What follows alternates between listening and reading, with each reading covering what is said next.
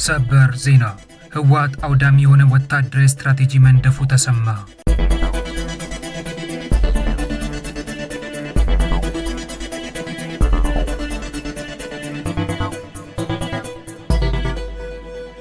ሰላም ጤና ይስጥልን ውድ ኢንፎርም ኢትዮጵያ ቤተሰቦች እንደምን ቆያችሁ? እንደ ሁልጊዜው ከታማኝና ውስጥ አዋቂ መረጃ ምንጫችን የሰበሰብነውና ለዚህ የመረጃ ሰዓት የደረሰልንን ጉዳይ ይዘንላችሁ ቀርበናል። ሰበር ዜና ህወሓት አውዳሚ የሆነ ወታደራዊ ስትራቴጂ መንደፉ ተሰማ። ህወሓት የነደፈው ወታደራዊ ስትራቴጂ ከሱዳን እስከ ቀይ ባህር የተዘረጋ በየመንና በሶማሊያ እግር መትከል የሚያስችለው እንደሆነም ተነግሯል።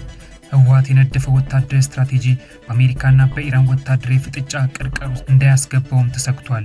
ህወሓት የነደፈው ወታደራዊ ስትራቴጂ ከአሜሪካ ከእንግሊዝና ከአውሮፓ ህብረት የአፍሪካ ቀንድና የቀይ ባህር ቀጠና ፍላጎት ጋር በቀጥታ እንደሚጋጭም ታውቋል።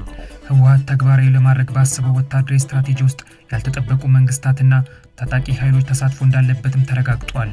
ህወሓት ወታደራዊ ስትራቴጂው ተግባራዊ ለማድረግ ያደረገው ወታደራዊ ዝግጅትን የተመለከተ ዝርዝር መረጃ ይዘናል። ውድ የኢትዮ ዴይሊ ኒውስ ቤተሰቦች በዚህ መረጃ ሰዓት ይህንን ጉዳይ በዝርዝር እንነግራችኋለን። አስቀድማችሁ ቻናላችንን ላይክ እና ሼር እንድታደርጉና መረጃችንን እንድትከታተሉን በአክብሮት እንጋብዛለን።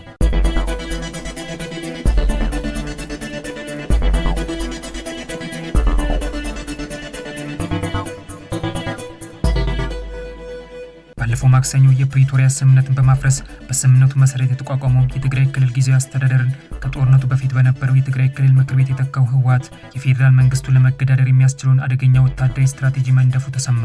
የፌዴራል መንግስቱን ለመገዳደር ህወሓት የነደፈው ወታደራዊ ስትራቴጂ ከሱዳን እስከ ቀይ ባህር የተዘረጋ በየመንና በሶማሊያ እግር መትከል የሚያስችለው እንደሆነም ታውቋል።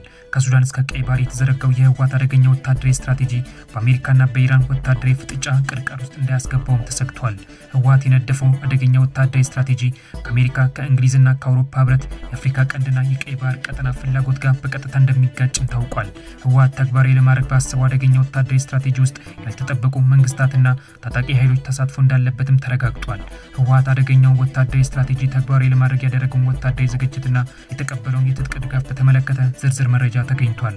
የህወሓት ማዕከላዊ ኮሚቴ ከሳምንት በፊት ባሳለፈው ውሳኔ መሰረት ባለፈው ማክሰኞ በፕሪቶሪያው ስምምነት መሰረት የተቋቋመውን የትግራይ ክልል ጊዜያዊ አስተዳደር አፍርሶ ከጦርነቱ በፊት የነበረውን የትግራይ ክልል ምክር ቤት ወደ ስራ ማስገባቱ የትግራይ ክልል ጊዜያዊ አስተዳደርን ለአንድ ዓመት እንዲመሩ በጠቅላይ ሚኒስትር አብይ አህመድ የስልጣን ዘመናቸው የተራዘመላቸውን ጀነራል ታደሰ ወረደን አንስቶ የህወሓቱ ሊቀመንበር ደብረጽዮን ገብረ ሚካኤልን የትግራይ ክልል ፕሬዝዳንት አድርጎ መሰየሙን አሳውቋል።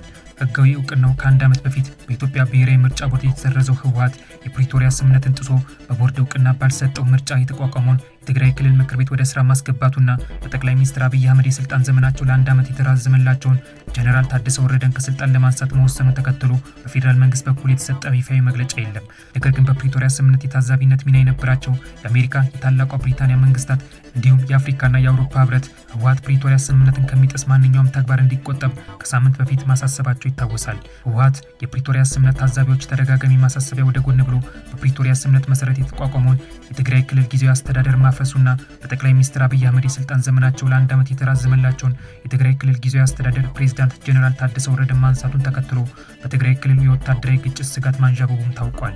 ህወሓት የፕሪቶሪያ ስምምነትን የሚያፈርስ ተግባር መፈጸሙን ተከትሎ የፌዴራል መንግስት ለሚወስደው እርምጃ የታወቀ ነገር ባይኖርም የፕሪቶሪያ ስምምነት መፍረሱን ተከትሎ ህወሓት ለመውሰድ ያሰበውን ወታደራዊ እርምጃ በተመለከተ ግን ለህወሓት ፖለቲካዊና ወታደራዊ አመራሮች ቅርበት ካላቸው የዲፕሎማቲክ ምንጮች ዝርዝር መረጃ ተገኝቷል። ለህወሓት ፖለቲካዊ ወታደራዊ አመራሮች ቅርበት ካላቸው የዲፕሎማቲክ ምንጮች የተገኘው መረጃ ህወሓት የፕሪቶሪያ ስምምነት መፍረሱን ተከትሎ የፌዴራል መንግስት ለሚወስደው ፖለቲካዊና ወታደራዊ እርምጃ ዝግጅት ማድረጉን፣ በትግራይ ታጣቂዎችና በፌዴራል መንግስት መካከል በሚፈጠረው ወታደራዊ ግጭት አሸናፊ ሆኖ ለመውጣት አደገኛ የሚባል ወታደራዊ ስትራቴጂ መንደፉን አመልክተዋል። ህወሓት ከጠቅላይ ሚኒስትር አብይ አህመድ ጋር ተነጋግሮ ችግሮች የመፍታት ፍላጎት የለውም። ሰሞኑን በሽረና በአክሱም ባደረጋቸው ስብሰባዎች የተከፈለው መስዋዕትነት ተከፍሎ አብይን ማስወገድ አለብን የሚል ውሳኔ ያሳልፈዋል ያሉ አንድ የዲፕሎማቲክ ምንጭ ህወሓት በዚህ ሰዓት የፕሪቶሪያ ስምምነትና በስምምነቱ መሰረት የተቋቋመውን የትግራይ ክልል ጊዜያዊ አስተዳደርን ያፈረሰው እንዲሁም ግጭቱን የፈለገው በተለያዩ የፖለቲካ ስሌቶች ነው። እጅና እግሬን አስሮኛል ያለውን ፕሪቶሪያ ስምምነትን ማፍረስ ነው።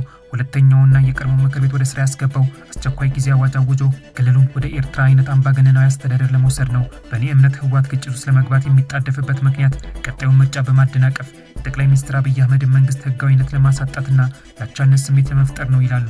ለህወሓት ፖለቲካዊና ወታደራዊ አመራሮች ቅርበት ካላቸው ሌሎች የዲፕሎማቲክ ምንጮች የተገኘ መረጃ ደግሞ ህወሓት በኢትዮጵያ ብቻ ሳይሆን በሰሜን ምስራቅ አፍሪካ አዲስ የኃይል አስተላለፍ ሊፈጥር የሚችል አደገኛ እንቅስቃሴ ውስጥ እንደሚገኝ አሳስበዋል።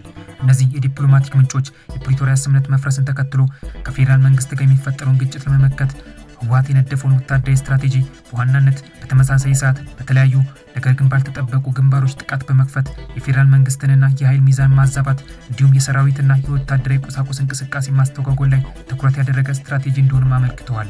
ከህወሓት ፖለቲካዊና ወታደራዊ አመራሮች የተገኘው መረጃ ህወሓት የነደፈው ወታደራዊ ስትራቴጂ በአንዳንድ ጉዳዮች በ2013 ዓ.ም በተካሄደው ጦርነት ላይ ተግባራዊ ካደረገው ስትራቴጂ ጋር ተቀራራቢነት ያለው ሲሆን የፌዴራል መንግስት የኃይል ሚዛን ለማዛባት በአንድ ጊዜ በርካታ የጦር ግንባሮችን ለመክፈት እንዲሁም ከፌዴራል መንግስት ጋር በግጭት ውስጥ የሚገኙ ታጣቂዎችን የማሳተፍ ስትራቴጂ እንደሚከተል አመልክተዋል።